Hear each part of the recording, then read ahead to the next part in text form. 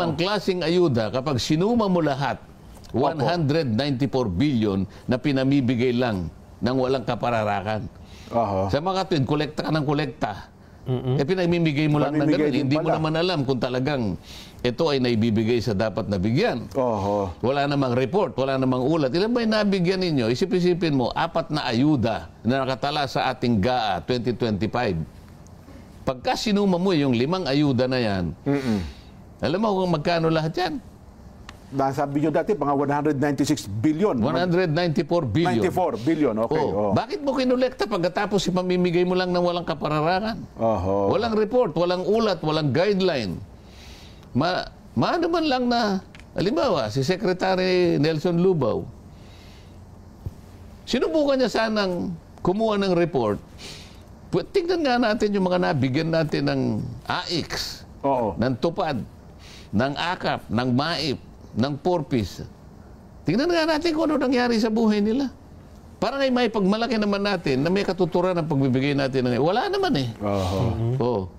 Kinukolekta mo, pinamimigay mo rin. Ang sinasabi ko, wag nang ganun.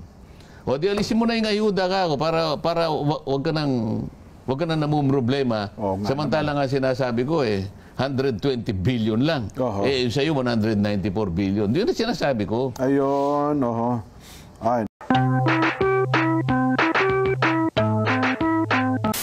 Meron pa kayo binanggit dun yung kuryente galing sa basura. Yung waste to energy. Waste to energy. Mukhang sa Pilipinas, mukhang hindi ata nagtatagumpay yung waste to energy. May nakikita ba kaya nga isa sa 10 measures na ginawa natin. Para sa ganun, panagutan natin yung waste to energy. Nandito nakalagay nga po dun Naglalayong isulong po ang paggamit ng teknolohiya ng paglikha ng kuryente mula sa basura bilang solusyon sa problema po ng basura at kakulangan din po ng kuryente. Pero sabi nga po namin, nung isang araw, tinalakay namin ni Nelson, ang dami nag-i-introduce ito ng waste to energy, parang sa sobrang dami po, parang walang nagtagumpay na mag-operate sa Pilipinas. Pero salabat kasi yung mga batas Ayun. Inconsistent sila. Kaya halimbawa, yung isa, pinagbabawal niya yung bungkalin mo yung ano ba yung tawag dun sa dumping area na yon? Yung dump site? Landfill? Landfill. Yan. Samantalang yung landfill na yun, nananatili doon. Kahit 100 taon nandoon yung basura na yun. Yung kanyang katas na kung tawagin ay... Methane. Hindi. Yung leachate. Leachate. Yan. Leachate, sabi nila. Yun ang lason Yun ang lumalason doon sa lupa. Tumatagas kasi yun Kalalagyan nila ng plastic. Pero kahit anong gawin nila, tumatagas. Ngayon, yung lupa na yun mananatiling ganon. Meron ngayon technology, ang gagaling sa Sweden at saka sa Japan. Yun mismo ang gagamitin, yung landfill na yun, para makaproduce ka ng 3 bagay.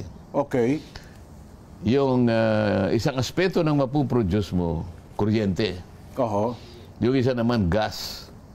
Methane gas. Methane. Lahat ng pagkatapos, construction materials. Meron pa. Isipin mo, ang isang bagay na magtatagal ng maraming panahon na hindi naman nagagamit, yun ngayon ang gagamitin na raw material ng isang technology para ma-produce natin ito. Isipin mo, nalilinis na yung environment. Marirecover mo, marirestore mo sa kalagayan na parang walang nangyari, na gamit mo pa, yung naka-store na yun, na wala na talaga mangyayari ron Lalasunin pa niya yung lupa, makukorek mo yun, may kuryente ka pa, may gas ka pa, may material ka pa. Bakit hindi mo ayusin ito? I-harness mo lang pala, Kaya doon sa batas ko, kailangan magsama-sama yung DOE sapagkat may kuryente at mayroong gas. Yun namang sa materials, maring pumasok ang DTI. Yung tungkol naman sa pagsasegregate ng basura, nandiyan ang DNR. Yun namang mga LGU, yung nagkakalap ng bato. Kinakailangan magkaroon ng convergence.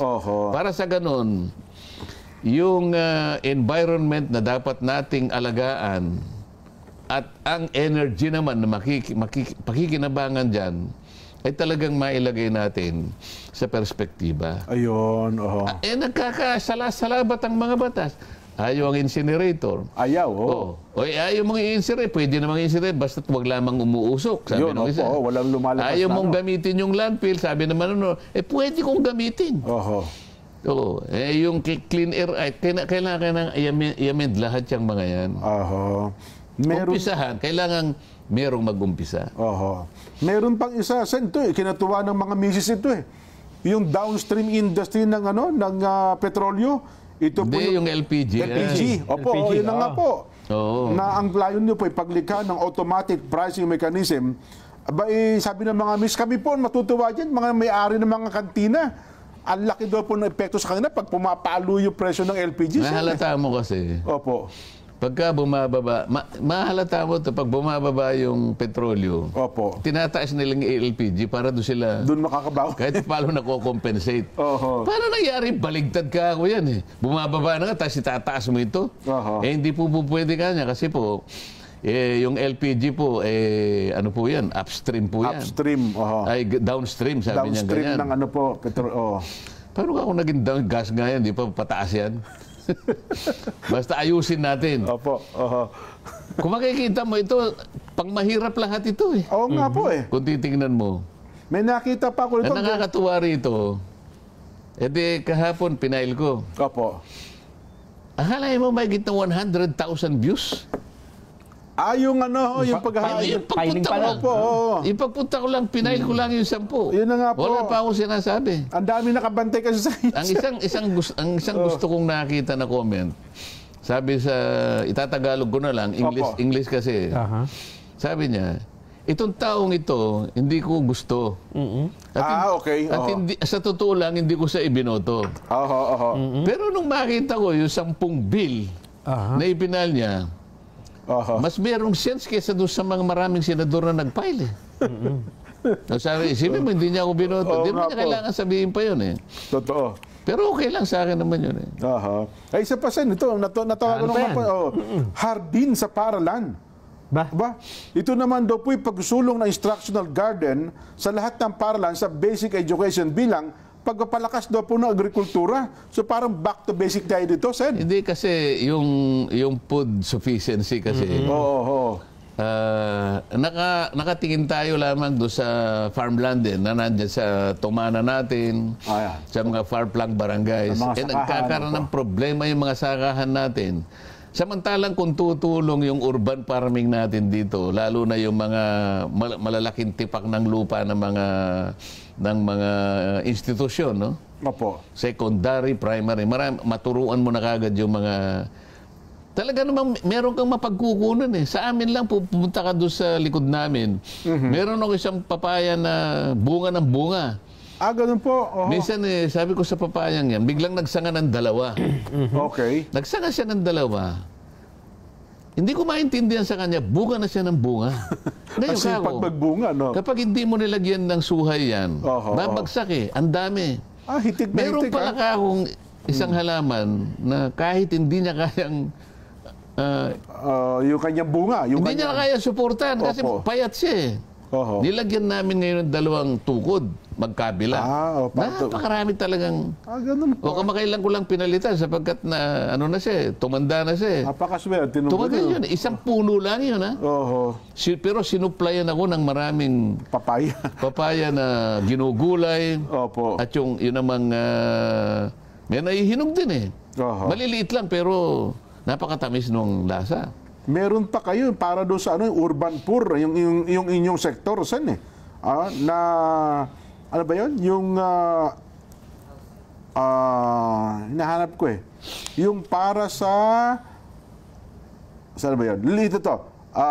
Pagbibigay daw po ng exemption sa mga mahihirap at walang kakayahang magbayad ng super seeds bond. Supersedes yan. Supersedes bond ba yun? Supersedes. Anong ibig sabihin yun? Kahapon pa yung pinag-uusapan ni Nelson. Ganito yan eh. Ito na naman, kayong dalawa na naman ang halimbawa. Ikaw naman ang mas... Hindi, ikaw ang mukhang mas mahirap ngayon. Sige. Ako yung may-ari ng lupa. Ito may-ari ng lupa, dinimanda mo na naman si... Pinapalis ka. Pangkaraniwan kasi, ang dihado talaga, yung mahirap. Kaya dihado si Jen. Pinapaalis eh.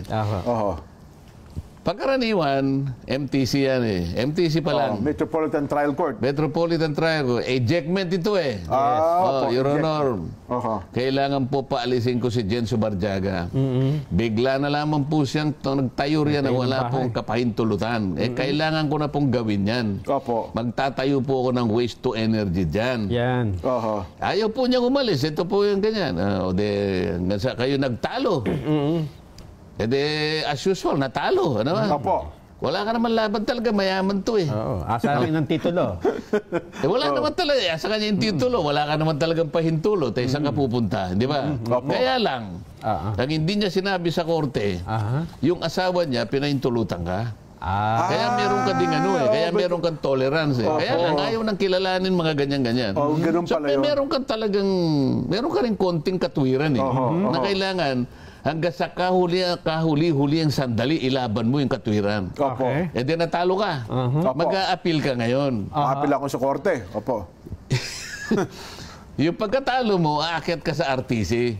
Ayun, regional trial court na. Ang problema, bago tanggapin ang appeal mo, Opo. kasama yung supersedes ban. Meron palang, so may babayaran pa. Ako po yun ha. Ikaw ang pagbabayarin. Ako magbabayad. Wala kang ibabayad. Mahirap ka na nga po ako. Nag-squat nga lang ako sa bahay, sa lupa ni Nelson. Di ba? Isip-isipin mo, daganding-ding ka lang. Tapos ikaw pagkalaki lang ng supersedes ban, ang yung sinasabi ko dyan, huwag ka na munang pagbayarin para yung appeal mo tanggapin ng korte. Para yung kahuli-huli ang hibla ng pag-asa mo, mailaban mo man lang. Baka sakaling ma-reverse. Ayun, yun pala yun. Yun. May dyan, requirement na hindi na, kailan talaga. Kailangan, ikaw ay talagang nakatala ka na mahirap ka talaga. Indigent talaga. Indigent talaga po. Kasi baka naman ang itinayo niya sa Lotico Airport, tapos pinapaalis ko, ayaw. Nagpatayo ako ng helipad. Mahalata naman siya na hindi siya indigent, hindi siya mag-qualify doon. Yung supersedes band na yun, alang-alang lang sa katwiran, na mailaban mo man lang hanggang sa kaduluduluhan. Wala kang... para mo nang pinatay yung yung pag-asa mo. Wala kang... ang mahal niyan. So maraming kaso yan, Sen. Ako wala kasi kami idea. Ito bang ganitong kaso, marami yan. Palaging mahirap nga yung nandiyan sa kalagayan na nagbabayad ng supersedes ban sapagkat sila yung natatalo. So kung hindi siya makapagbayad, wala na yun. Hindi na siya makakapag-apila. Wala ka nang apila eh. Ganun pala. Kaya ako pinipilit na hanggang pagkaroon po ng final and executory, pagbigyan po ninyo si Jenso Barjaga, na ilaban po niya yung natitira pong naaaninag na pag-asa. Baka sakali po, baka maghimala nga naman baka po ma-reverse pa po ng RTC. Baka masilip po yung konting katwiran na talaga pong ipinagpapanata niya na mailaban niya laban kay Nelson Lubao. Ayun. Ano ba? Ayos, di ba? Opo. Ganun lang. Bakit ba Sen naniningil pa ng band? Ano ba? Yun ang nasa rules of court. Wala kang magagawa. Huwag mo nang didibatiin sapagkat yun ang gumawa yung Korte Suprema. Ganun pala. So ang ating ngayon, papasok ang Korte Suprema dyan. Huwag niyong pakikialaman kami nga. At saka na tayo magtalo. Kako, Mr. Supremo. Pagtalunan na natin yung pag nandun na. Kasi... di ba?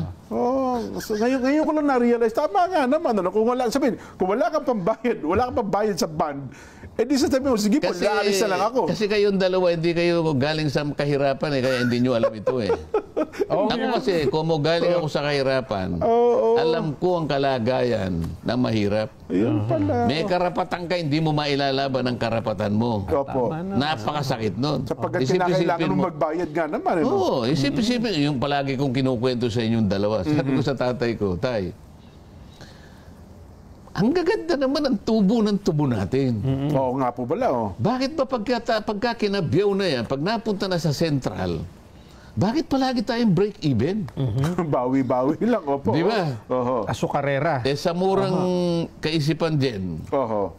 Nagtatanong naman ako.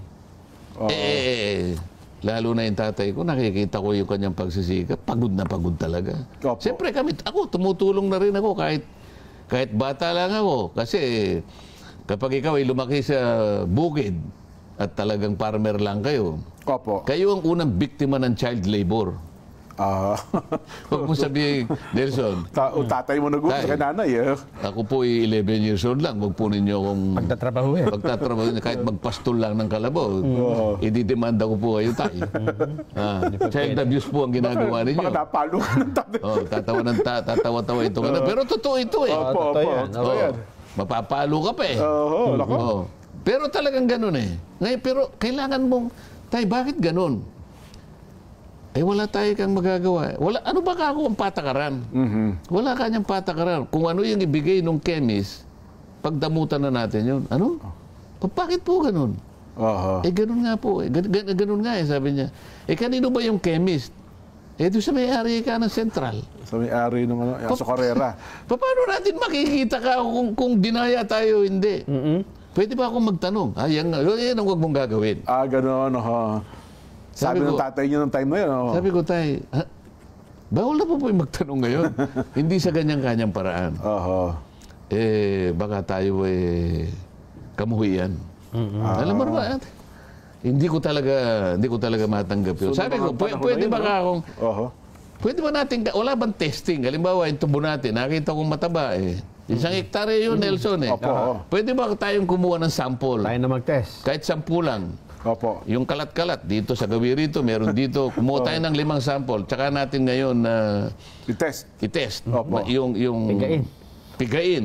Para yung puresa niya, puresa yung tawag nila. Makita natin yung Kasi yung puresa na yun will represent the entire yung kabuuan ng...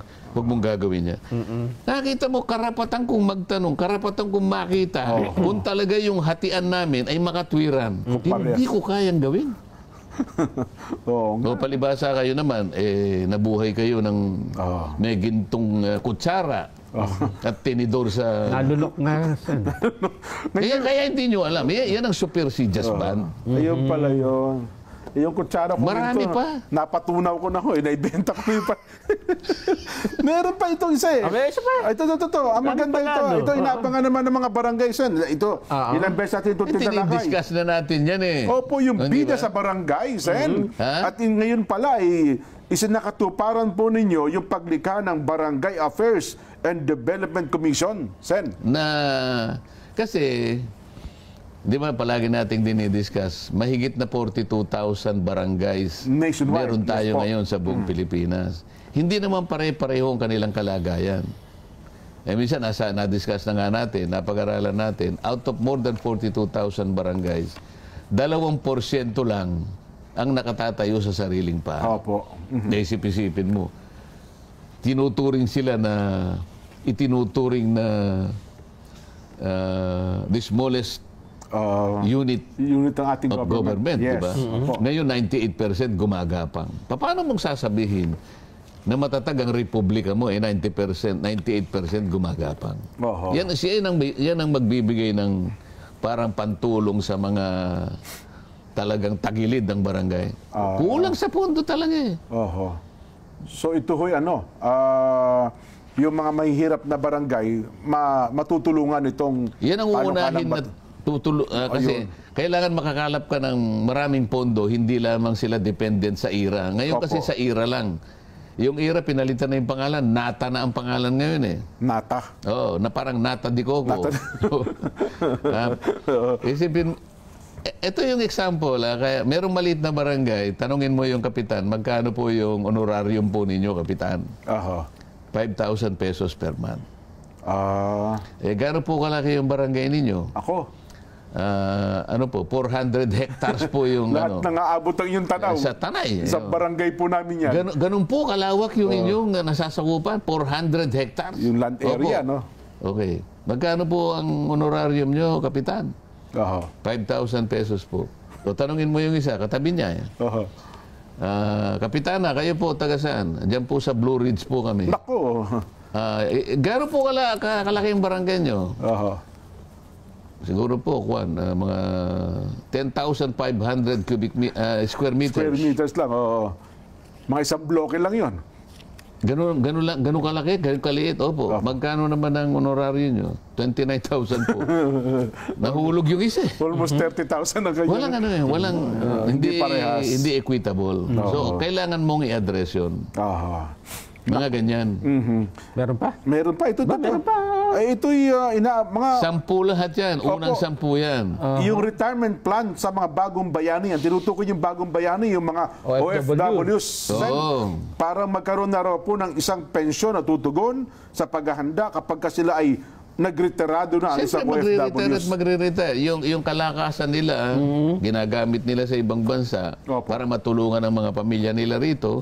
Natutulungan din ang ating bansa sa mga remittances nila.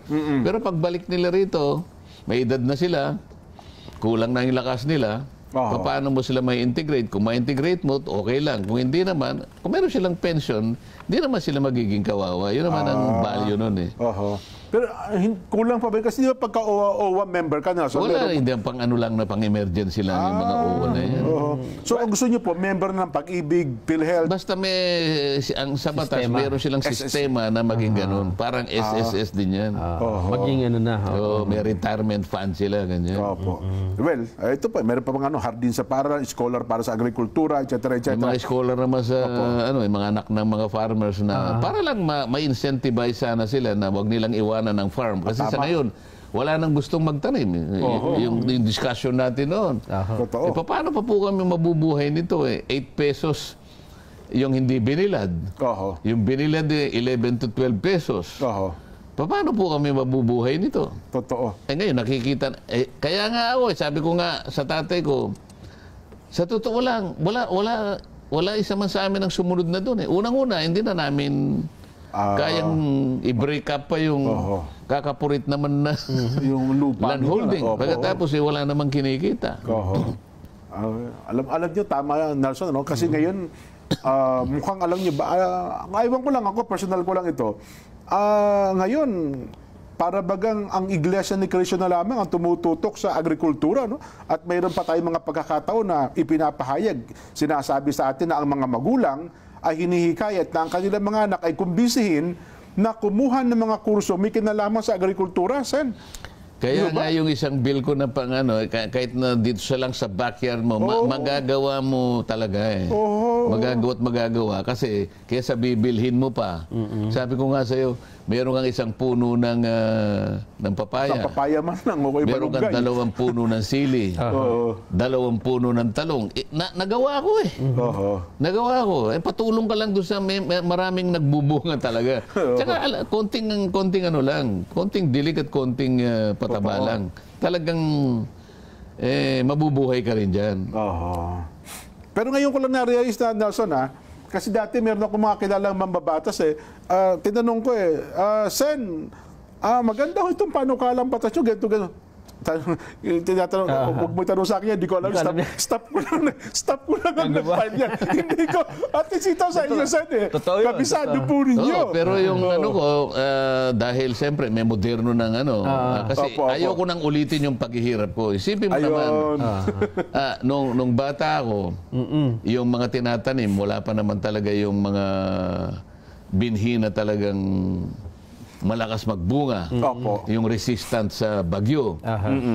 Ngayon, dati mga gulay-gulay ngayon kung tawagin high value crops. Yes. Ngayon, ang daming papatay sa iyo na mga kulisap, mga ganito. Kaya merong greenhouse eh.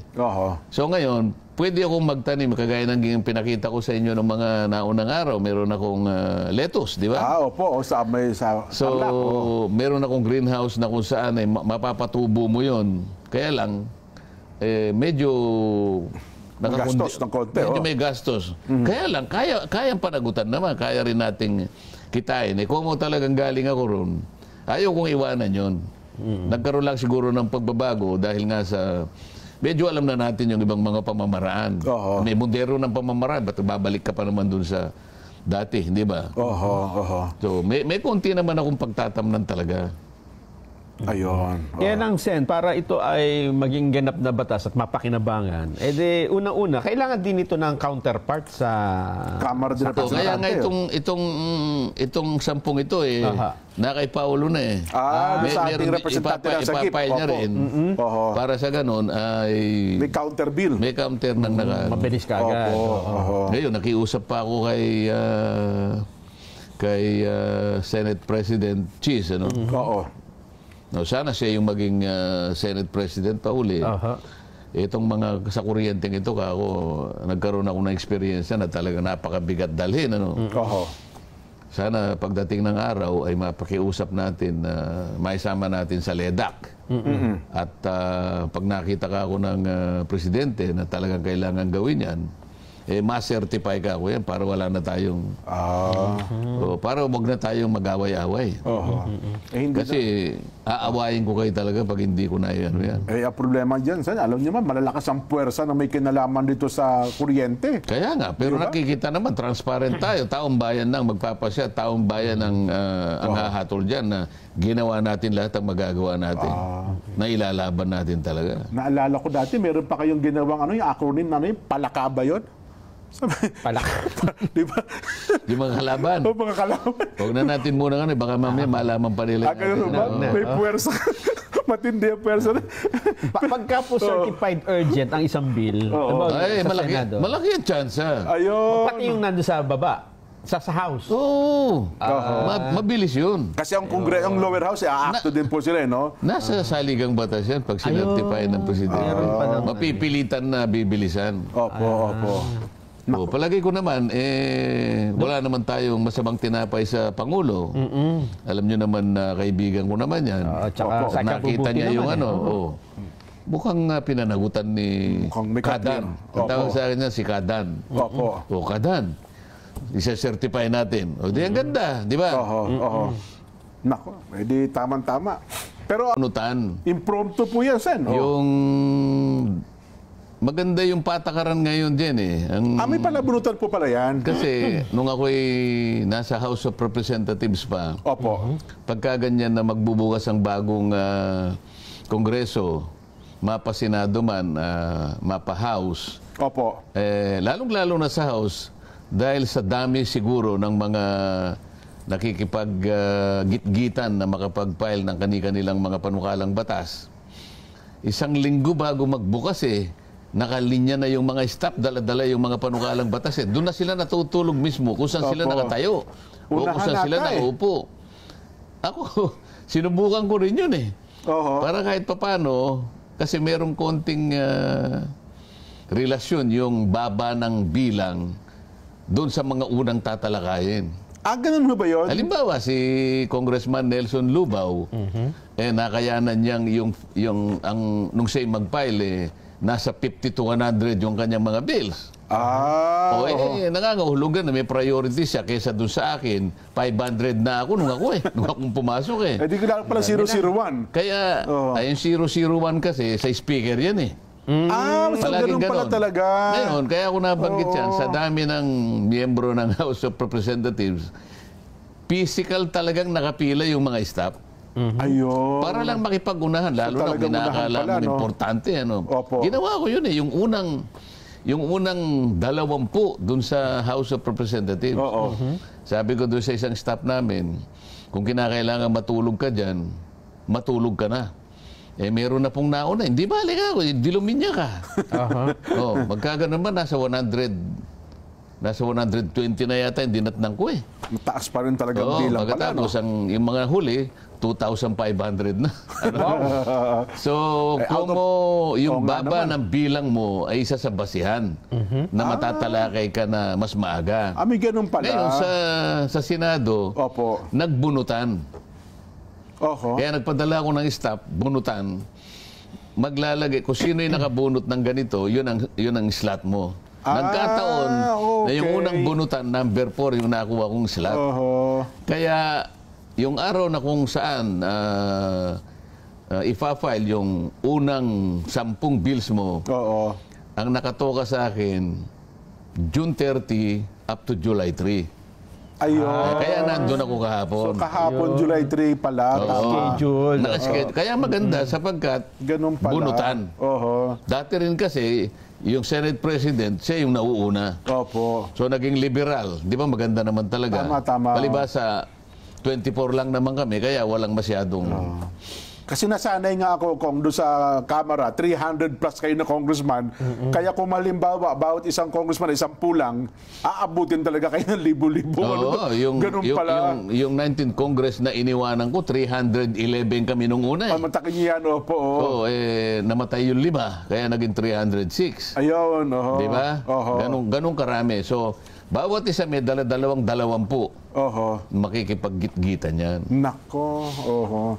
So sa Senado, ang nangyari, mayroon pala kayong time frame, sabi niyo ito, ito schedule ninyo. Yung slot na nakuha ko, June 30 to July 3, kaya siyempre, mahalaga sa akin yon. Opo.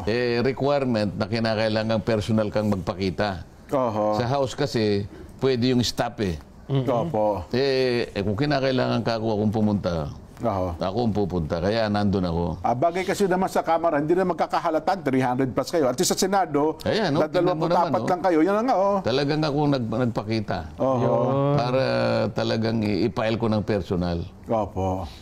Ayun.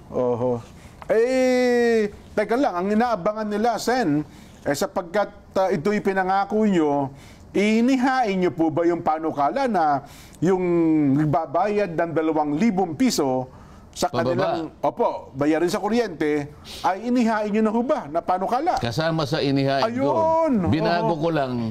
Binago ko lang sapagkat naisip ko nung bandang huli. Kapag ang nilagay ko sa batas ay talagang 2,000 pesos lang, baka mamaya biglang sumikat yung presyo. Baka ma-dilute yung 2,000. Halimbawa, ang basihan kasi noon, inano ko lang sa palagay mo sa rate ng Meralco, 11 to 12 pesos per kilowatt hour, Nelson. So, 10 pesos kamo na lang. Kaya kapag siya ay kumukonsumo ng 200 kilowatt hours times 10 pesos, yun ang 2,000. Kaya lang, sa Meralco yun. Paano yun sa mga electric cooperatives na kung minsan 17, 18, 19 pesos? Tama kayo, Sabi ko, kung kailan tumataas yung rate niya, nadadilute yung 2,000. Kaya ang ginawa ko finally doon sa batas, hindi yung 2,000 ang nilagay ko, yung number ng kilowatt hours. So per kilowatt hour na ang basihan, hindi na yung... nilagay ko ron na kapag yung kanyang nakonsumo ay 135 kilowatt hours pababa. Kasi kung halimbawa nandun siya sa Mindoro, taga Mindoro siya. Naku, mahal doon. Ang singilan doon, 19 pesos. Mahal doon. Subukan mo ang i-multiply yung 19 pesos sa 135. Yan, para Nelson. makita natin, Nelson. Yan. Para maintindihan nila kung bakit ginawa ko imbes na 2,000. Bagamat dun sa aking explanatory note, sinabi ko ron, humigit kumulang 2,000. Pero so, mabuti pa niliwanag niyo, sana. Baka akala umaatras tayo doon sa naging panukala, naging pangako ninyo Hindi, doon sa explanatory note, nandun yung 2,000. Pero doon sa batas, nilagay ko na lang 135. Kasi kung mataas yung rate, kapag nilagay mo lang yung 2,000, abay, malulugi. Malulugi. Tingnan mo, magkano? 2,000? Hindi po. Hindi. 135 kilowatt hours times 19 pesos. Times 19 pesos. 2,565. Ibig sabihin, yung 2,500 masasali. Ayun. So, hindi nakafix sa 2,000 pesos. Kasi nga kung 2,000 ang inano mo, sa gamit. Bigla niyang tinaas yung bigla niyang tinaas yung rate. Halimbawa. Bayad, halimbawa, sa Mindoro, ginawa niyang 25. Nako, paano? In 2,000, biglang bumaba yung 2,000? Ayan nga. Kaya 135 na lang, sapagkat doon, mapipreserve mo ngayon yung espiritu na sinasabi ko. Na at least 2,000 pesos pababa. Hindi lamang yun. Dalawa, magkakambal yung bill na yun. Isa lamang yun. Yung pangalawa, sinasabi ko ron na yung sale ng electricity, tatanggalin yung 12% VAT. Ayun, pumasok din yun. Instant po yun, pag wala ng 12% Ayun, talagang lahat mabe-benefit doon. Talagang sa ayaw mo at sa gusto, bababa ang presyo ng kuryente. Hindi lamang sa mga household. Pati sa mga commercial at saka sa mga industrial consumers. Yung mga malilit na negosyante natin, malalaki negosyante, talagang bababa ang production cost mo. Ayun. Sapagkat mahal ang kuryente. Pero ano ang pambawi natin? No? Sapagkat alam natin naman, Sen, na mawawalan din ang kita ang gobyerno na nakukuha ng 12% So, VAT. ilalakas naman ang ekonomiya mo. So may Pag pambawi lumakas tayo. ang ekonomiya mo, maraming mapuproduce. Oo. Maraming bibili. Opo. Ano? Tataas lahat. Oho. Pati yung gumagawa ng ibang mga serbisyo, tataas. Hindi marami rin kikitain ng gobyerno. So doon ang Mababawi mo rin din eh. Doon din. Doon mo rin mababawi. Isip-isipin mo, kapag ang ekonomiya mo ay may sakit, bagsak ang taxation mo. Pero naging masigla. Yan. May katakot-takot na buwis ang makukolekta mo dyan. Kasi baka yun ang maging pagtutol dyan ng mga economic managers ng ating pamahalaan. Sige nga, tumutol ka nga. Kung mara, ikaw yun. Sige nga, subukan mo lang. Kasi kung i-compute natin. Tumutol ka. Sige, halimbawa. Subukan mo tumutol ngayon. Sige. Teka lang po. Iniisip ko kasi kung magkano 12% Di ba? Kaya nga. Di ba? Sige. Si Nelson, tumutol ka nga. Saan po natin kukunin ang pampalit?